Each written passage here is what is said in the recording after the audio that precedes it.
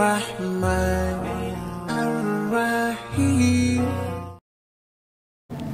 Assalamualaikum warahmatullahi wabarakatuh. Ya, bismillahirrahmanirrahim. Anak-anakku sekalian, hari ini kita akan belajar tentang chapter yang kedua, yaitu keanekaragaman hayati. Keanekaragaman hayati adalah sebuah keanekaragaman yang ditunjukkan dengan adanya variasi makhluk hidup yang meliputi perbedaan bentuk, penampilan, jumlah, atau ciri-ciri yang lainnya.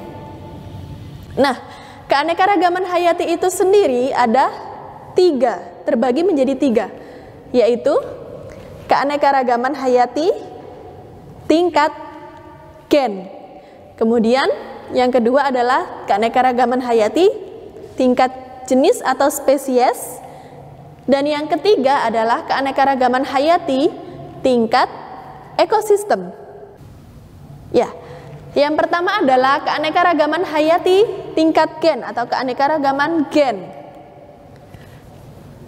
Nah, dari gambar yang Ustazah tayangkan ini, apa yang ada di pikiran anak-anak? Ya, yang pertama adalah gambar kucing.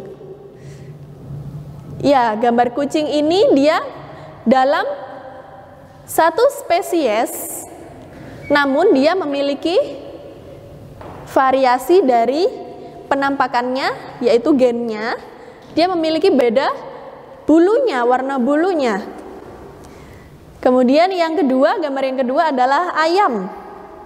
Nah, ini adalah salah satu jenis ayam yang memiliki keanekaragaman atau variasi pada warna bulu dan jenggernya.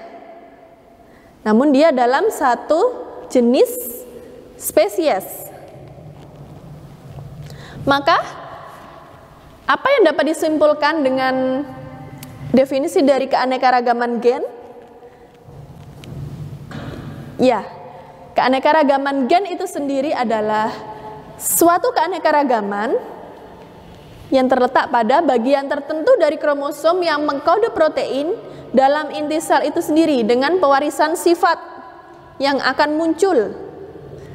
Contohnya itu tadi ada kucing yang dalam satu spesies dia memiliki berbeda varietas. Contoh lainnya adalah misalnya kita, Ustazah memiliki anak. Nah, Ustazah ada dalam satu spesies, namun Ustazah dengan anak Ustazah termasuk dalam keanekaragaman gen. Karena apa? Karena memiliki penampakan sifat yang berbeda pula. Nah, keanekaragaman ini adalah sebuah variasi susunan gen yang ada pada spesies itu sendiri. Keanekaragaman ini menimbulkan varietas. Contohnya tadi yang sudah Ustazah jelaskan bahwa ada satu jenis kucing yang memiliki berbeda-beda jenis bulu, warna bulu, yaitu warna putih, warna abu-abu, warna coklat, warna kuning, dan lain sebagainya. Nah, kemudian pada keanekaragaman spesies yang kedua, ada yang sudah memiliki gambaran apakah keanekaragaman spesies itu sendiri? Mari kita lihat gambar berikut.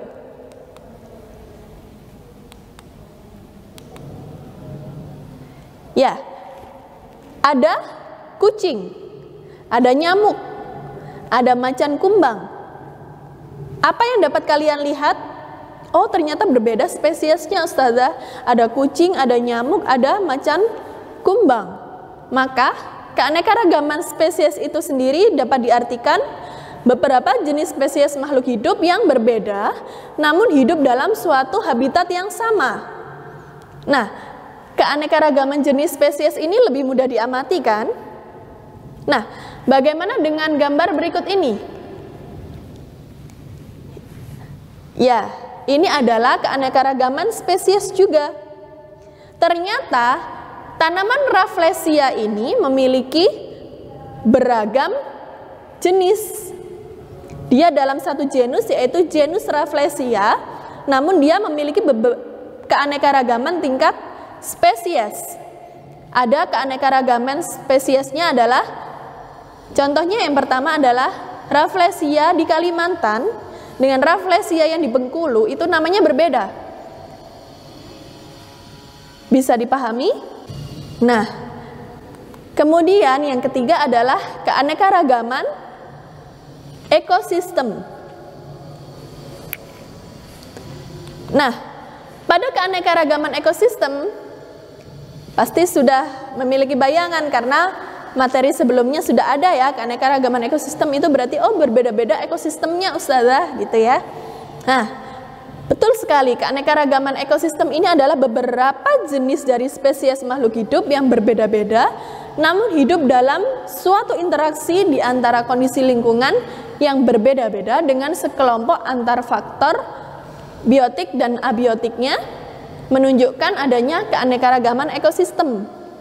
Jadi contohnya nih, keanekaragaman ekosistem ada 3, yaitu ekosistem darat, laut, dan buatan. Mari kita simak yang pertama adalah ekosistem darat. Nah, ekosistem darat yang pertama contohnya adalah hutan hujan tropis. Nah, hutan hujan tropis ini adalah hutan yang mendominasi ekosistem hutan yang ada di Indonesia. Mengapa demikian? Mari kita simak ciri-ciri dari hutan hujan tropis. Hutan hujan tropis itu sendiri terdapat di daerah yang curah hujannya sangat tinggi. Kenapa? Karena dia dilewati oleh garis khatulistiwa. Sehingga bagaimana? Memiliki kelembapan yang sangat tinggi, kemudian matahari juga terpapar sepanjang tahun. Nah, dengan demikian maka bagaimana? Maka hutan hujan tropis ini dikelilingi oleh tanaman pepohonan yang tinggi dan keanekaragaman jenisnya juga sangat banyak. Contohnya di Indonesia ada di hutan hujan tropis pada Pulau Sumatera, Kalimantan, Sulawesi, dan Papua. Selanjutnya, ini adalah ekosistem sabana. Bagaimana dengan sabana? Ya, dalam gambar itu pasti sudah ada bayangan ya bahwa kalau sabana ini adalah termasuk ekosistem yang terdapat pada curah hujannya lebih sedikit daripada hutan hujan tropis. Sehingga dampaknya bagaimana? Dampaknya tanamannya juga berbeda dengan hutan hujan tropis. Pada sabana, dia lebih banyak padang rumputnya. Padang rumput yang sangat luas namun diselingi dengan beberapa pohon yang bergerombol. Lah, contohnya kalau pada Jawa Timur ada yang dinamakan Afrika Van Java. Ada yang pernah dengar?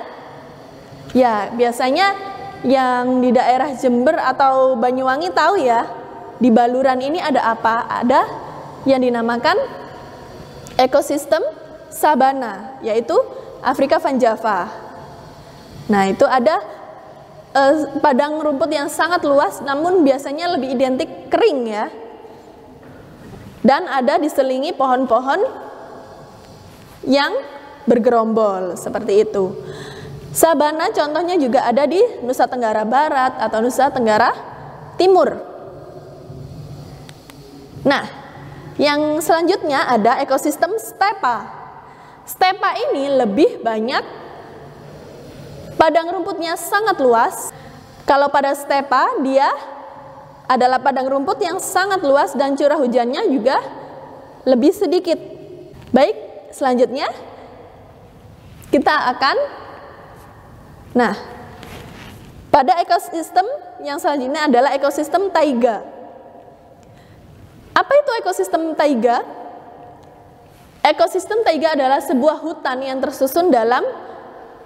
tersusun oleh beberapa jenis tanaman yang lebih didominasi dengan satu spesies, yaitu misalnya konifer, pinus atau sejenisnya. Nah, pada taiga ini, ekosistem taiga lebih banyak dijumpai pada bumi belahan utara, misalnya di wilayah negara Rusia atau Kanada. Nah, selanjutnya adalah gurun. Gurun, bagaimana kalau gurun? Pasti sudah tahu ya, kalau gurun ini adalah ekosistem yang sepertiga mendominasi belahan bumi kita. Terdiri dari dua macam gurun, sebagian besar terdiri dari erg atau disebut dengan bukit pasir dan bebatuan. Nah, bagaimana dengan curah hujannya? Sangat minim ya, karena dia lebih, temperaturnya sangat tinggi. Bagaimana kelembapannya? Kelembapannya rendah gitu ya. Bagaimana dengan ekosistem selanjutnya ini? Ekosistem selanjutnya adalah ekosistem tundra. Sangat jarang ya, ini tidak sembarang ekosistem bisa ditemukan di belahan bumi kita. Nah, tundra ini adalah ekosistem yang terdapat di belahan bumi utara, yaitu wilayah Antartika. Jadi lebih pada ekosistem yang dingin, memiliki suhu rendah, gitu ya. Tundra ini adalah suatu bioma tanpa pepohonan. Karena bagaimana? Karena dia lebih banyak salju ya. Jadi untuk tanaman itu sendiri hanya sedikit sekali yang tumbuh. Nah, bagaimana dengan curah hujannya? Jelas ya, curah hujannya juga sangat rendah, seperti itu. Kemudian kita akan lanjut pada ekosistem yang kedua, yaitu ekosistem akuatik. Bagaimana dengan ekosistem akuatik? Ya, yang kita tahu ekosistem akuatik terbagi menjadi dua, yaitu ekosistem air tawar dan ekosistem air laut. Ekosistem air tawar dan ekosistem air laut ini terbagi menjadi 3 bagian zona. Zona ini dibagi berdasarkan intensitas cahaya yang masuk atau menembus pada air. Bagaimana dengan ekosistem air tawar dan air laut? Ternyata memiliki zona yang berbeda. Pada ekosistem air tawar ada 3 bagian atau 3 zona. Yang pertama adalah zona litoral, kemudian zona limnetik, dan yang ketiga adalah zona profundal. Nah, dari zona litoral adalah zona yang seluruh bagiannya dapat ditembus oleh cahaya matahari. Sedangkan bagaimana dengan zona limnetik? Ya, zona limnetik ini lebih jauh dari pinggir atau tepi. Dia juga masih dapat, zona tersebut masih dapat ditembus oleh cahaya matahari. Bagaimana dengan zona profundal? Ya, jika pada zona profundal dia lebih ke jauh dari tepian dan sangat dalam. Karena sangat dalam, maka bagaimana? Organisme yang tumbuh di dalamnya dia tidak dapat melakukan fotosintesis, atau banyak sekali tidak ada makhluk hidup yang menjadi produsen di situ. Dapat dipahami? Nah, sekarang bagaimana dengan zona pada ekosistem air laut? Ternyata berbeda dengan zona yang ada di ekosistem air tawar. Zona air laut, zona ekosistem air laut ini terbagi menjadi 3, yaitu zona fotik, twilight, dan zona afotik.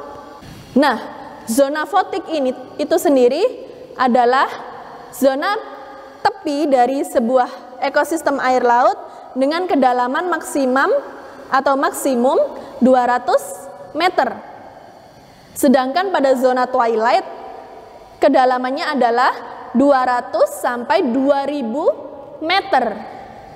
Zona twilight ini disebut dengan zona remang-remang. Kalau zona fotik dia sangat banyak organisme produsennya karena dia dapat ditembus oleh cahaya. Kalau pada zona twilight ini sudah mulai berkurang. organisme yang menjadi produsen di ekosistem ini. Bagaimana dengan zona afotik? Kalau pada zona afotik, dia benar-benar sangat gelap, tidak dapat ditembus oleh cahaya matahari. Karena bagaimana kedalamannya di atas 2000 meter. Dapat dipahami? Nah, bagaimana dengan ciri-ciri dari ekosistem air tawar? Yang pertama, dia memiliki kadar garam atau salinitas yang rendah, bahkan dia tidak memiliki kadar salinitas. Begitu ya. Kemudian dipengaruhi oleh iklim dan cuaca. Kemudian bagaimana? Cahaya matahari masuknya kurang. Kenapa kurang, Ustazah? Karena rata-rata ekosistem air tawar ini bergabung dengan ekosistem hutan atau ekosistem, ya, lebih banyak ekosistem air tawar ini pinggir-pinggirnya atau tepiannya dikelilingi oleh ekosistem hutan. Bisa dipahami? Nah, bagaimana dengan ekosistem air laut? Kalau ekosistem air laut, dia memiliki kadar garam yang sangat tinggi. Tidak dipengaruhi oleh iklim atau cuaca. Ya, contohnya pantai ya. Nah, pantai tidak ada di samping-sampingnya hutan gitu ya. Jadi memang kalau pantai itu sendiri lebih luas jangkauannya daripada ekosistem air tawar. Nah, biasanya ekosistem air laut ini, habitat air laut satu dengan yang lainnya berkesinambungan. Contohnya pada pantai selatan di Malang ini ya, ada yang namanya Pantai Bojulmati, Pantai Kondang Merak. Namun dia dalam satu wilayah pesisir gitu ya. Namun ekosistemnya berbeda-beda menurut jenisnya atau menurut ciri-cirinya, seperti itu. Dan memiliki variasi perbedaan suhu di bagian permukaan dengan kedalaman laut. Kenapa? Karena itu sendiri ekosistem air laut dia bergantung pada cahaya matahari. Kalau pada air tawar dia masih ditutupi oleh beberapa jenis pepohonan yang ada di tepian. Nah, yang terakhir adalah ekosistem buatan. Ada sawah, ada tambak, ada kebun. Ya, kalau ekosistem buatan sudah jelas ya bahwa ekosistem buatan itu adalah ekosistem yang dibuat oleh manusia. Nah, sekarang kita akan membahas keanekaragaman hayati yang ada di Indonesia. Keanekaragaman hayati di Indonesia ada fauna dan flora. Kalau fauna biasanya sudah dipelajari ya pada di SMP bahwa kalau fauna ini dibagi di Indonesia berdasarkan wilayah-wilayah di Indonesia. Ada fauna oriental atau asiatis, kemudian fauna australis dan fauna peralihan. Nah, bagaimana dengan tumbuhan? Tumbuhan juga memiliki zona, yaitu bertipe Malaysiana. Nah, kalau pada tumbuhan biasanya ada yang disebut dengan memiliki tipe Malaysiana. Bagaimana dengan tumbuhan dan hewan? Tumbuhan dan hewan ini juga dibagi menjadi dua, yaitu endemik, jenisnya endemik dan langka. Pada gambar ini adalah persebaran hewan di Indonesia. Yang kita tahu bahwa persebaran hewan di Indonesia ini dibagi menjadi tiga karena dibatasi oleh garis Weber dan garis Wallace. Ini adalah ciri-ciri dari daerah fauna yang berada di zona asiatis atau oriental. Ciri-cirinya apa? Ciri-cirinya dia mamalia yang berukuran besar, contohnya gajah, banteng, kemudian harimau Sumatera, dan lain sebagainya. Kemudian bagaimana dengan jenis primatanya? Sangat banyak didominasi pada zona asiatis itu sendiri. Bagaimana dengan burung? Nah, di zona oriental atau Asiatis ini memiliki ciri warna bulu pada burung kurang menarik atau tidak beragam. Misalnya burung murai atau burung jalak Bali, dia memiliki bulu yang berwarna putih dan tidak menarik gitu ya. Atau yang murai ada memiliki warna bulu yang gelap atau coklat gitu, tidak ada menariknya gitu ya, tidak beragam warnanya. Nah, bagaimana dengan ciri hewan dari daerah peralihan? Pada hewan peralihan atau transisi batas antara oriental atau Asiatis dengan Australis ini merupakan hewan-hewan yang memiliki ciri khas tersendiri. Misalnya pada komodo, pada babi rusa, kemudian pada anoa, burung maleo dan burung rangkong. Jadi dia